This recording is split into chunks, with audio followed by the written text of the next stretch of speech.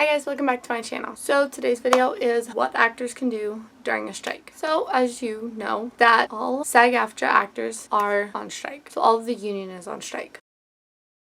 For those of you who are the union, or even if you're not in the union, here are some things that you can do during the strike when nothing much is happening. So let's get into the video. The first thing you can do is, well, not the first, this isn't a list of in order. You could learn a new language or continue studying up in the language you're learning. So you're learning German, keep speaking German. Find a German club that you can join and learn Germany. Learn Germany.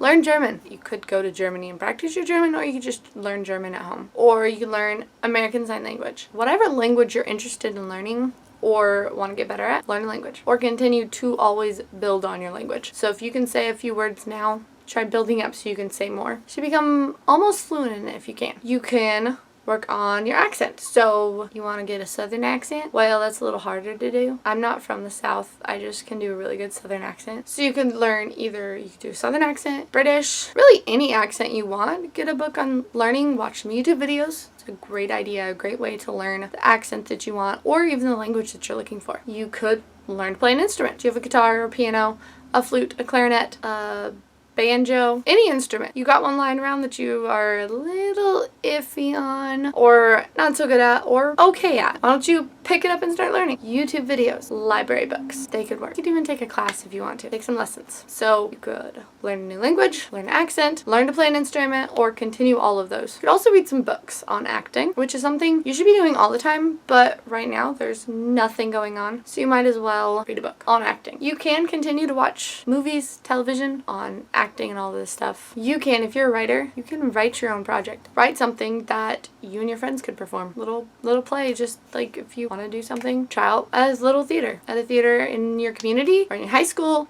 in your college. So that way you're still acting while not acting. Practice acting and reacting. What you could do to practice that is take your favorite scene in a television show. Have just that scene. How would you respond if you were, okay, there's character A and character B. If you were character A, how would you respond to character B? Or if you were character B, how would you respond to character A? Or how would you talk to character A? So it's practicing its acting exercise. So those are just some things that you can work on, or you could also work on your video audition skills. Doesn't mean you're sending out video auditions, because if you're union, you won't be doing that. When it comes back, you want to be sharp. So if you have a really good friend who is an actor, you could self-tape yourself and send them, and they can critique you. They could help you film one, and then if you know someone who could be honest on whether this is really good or not, you could send it to them and talk to them.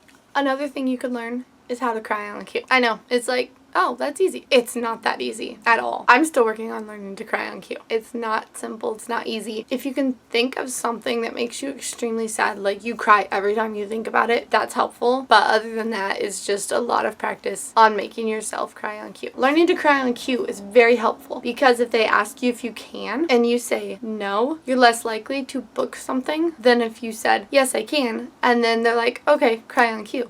Or can you cry for me? Well, it might take like a couple of seconds, but it's better than a couple of minutes. Learning to cry on cue is very helpful. So all of this stuff that you're learning can help you in your career. There's a couple other things that you can do with your all this free time. Take up a hobby. It doesn't have to be an expensive hobby. Well, that's everything I have for you on what you can do during a strike to keep up with your acting. If you guys like this video, give it a thumbs up. If you have any other ideas on what you can do during a strike, let me know in the comments down below, and also let me know what types of videos you'd like to see, and I will see you guys next week.